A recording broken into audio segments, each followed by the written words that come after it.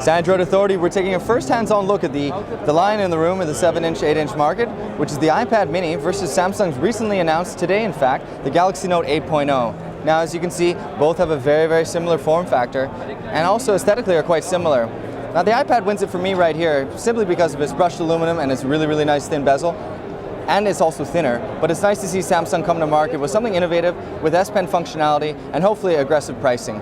Additionally, the Samsung will have a higher PPI count, but in terms of the specs, what we're looking at is a totally different ballgame due to the fact that iOS is obviously a lot simpler of an operating system, and it requires a lot less in terms of hardware specs to run. No word on pricing or release date. We heard Q2 for the Note 8, but in terms of the raw specs, we're looking at 210 millimeters high versus 200 millimeters high for the iPad mini. And the thickness is also very different as well. It's going to be 7.2 millimeters thick for the iPad mini versus 7.95 for the Galaxy Note 8. In terms of the weight in the hand, the Galaxy Note 8 is going to be weighing in at around 338 grams, whereas the iPad mini is 312 grams, making it a little bit lighter. Now, this has an Exynos Samsung created 4412 clocked at 1.6 gigahertz. It's an ARM Cortex A9 with a Mali 400 GPU. The Apple is only a dual-core, clocked at 1 gigahertz, but is also an A9, but it has their custom PowerVR GPU, which is actually quite robust.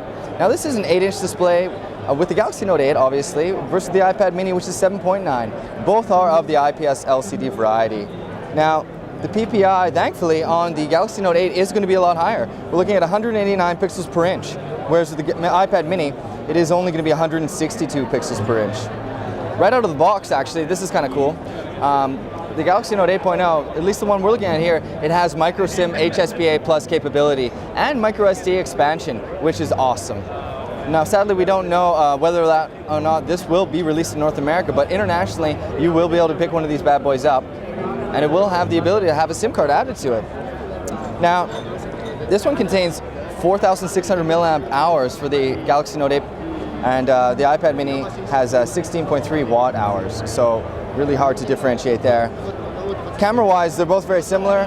We're looking at 1.3 megapixels for the iPad mini, 1.3 megapixels for the Galaxy Note 8 versus 1.2, so really nothing different there.